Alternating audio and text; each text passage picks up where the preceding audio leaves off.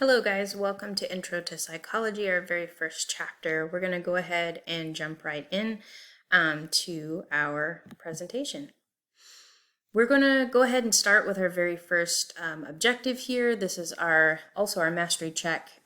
Define and describe psychology. After we talk about what we're talking about today, you should be able to do this. The brain.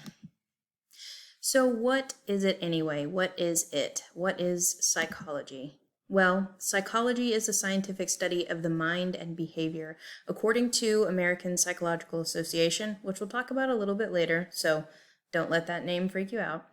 This is a very important field of study. It is considered a science, just like biology and chemistry and all the different sciences you've studied in your academic career. Some of the things that we like to look at here are human development. We even study sports psychology and just how we feel, how we think, and why we do the things that we do. So psychology is the scientific study of the mind and behavior. We'll talk more about the science bit as we go. So why do we study it? Well, psychology helps us understand how we function.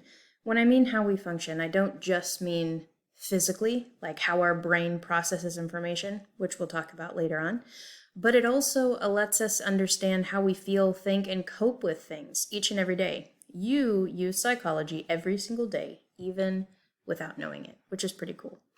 So where did it all begin? Well, let's hop in and find out. So this dude, okay, kind of creepy old man, this is Plato.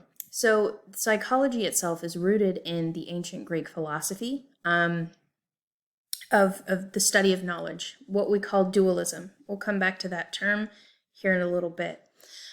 Dualism is a really interesting way to think about the world, to think about your mind being separate from your body, okay?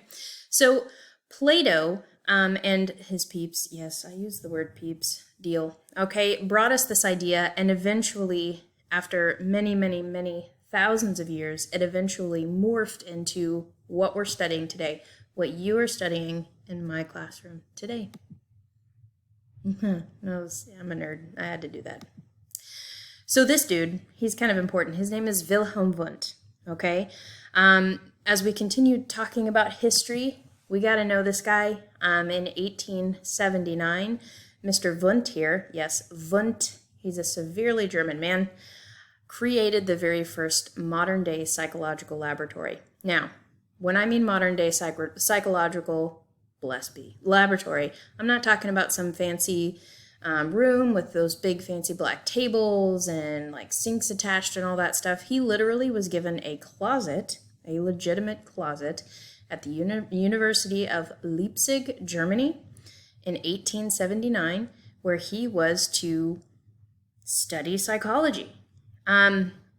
Now, given this space, he created his laboratory where he specifically meant to study and experiment in a psychological capacity. We're going to talk about some of his psychological experiments, but for today, I just want to introduce you to him and the time period, 1879, and I want you to know he is the father of modern-day psychology.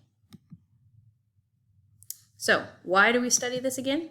Well, I'm so glad you asked. We study psychology because, guys, we need it. It helps us solve problems. It helps us when we struggle in our life. Some people that might be struggling in a marriage or have mental issues, emotional problems, even problems with friends. It's an incredibly important tool in our life, okay? The second bullet point is pretty cool. You use psychology every day. Think about it. Here are just some really super common examples of how you have dealt with or used psychology in your life and you didn't even know about it. Have you ever tried to help a friend through a breakup? Okay, some stuff gets real, some drama, all the things. Have you ever comforted a sibling or a friend when they were upset? That's psychology. We're going to talk about social psychology. Have you ever set aside your feelings to focus on others, to help somebody else? That's called emotional intelligence. We're actually going to be watching the movie Inside Out okay? Talking all about emotional intelligence. It's a really fun unit, but we'll get there eventually. Have you ever used problem-solving skills? Okay, have you ever sat down and thought through a problem and said, man, that didn't work out, so what else can I do? Guess what? That's psychology. Have you ever thought before you've spoken out? Some of us don't do this, and it's an interesting piece of psychology we need to use more, myself included, but we'll talk about that later. So now before we go back, or before we end, we're going to go back to that objective we started with, aka your mastery check. Define and describe psychology. So I want you to tell me what psychology is. We're going to take a second, okay? There's going to be a question popping up here, and you are going to tell me what it is. Have fun and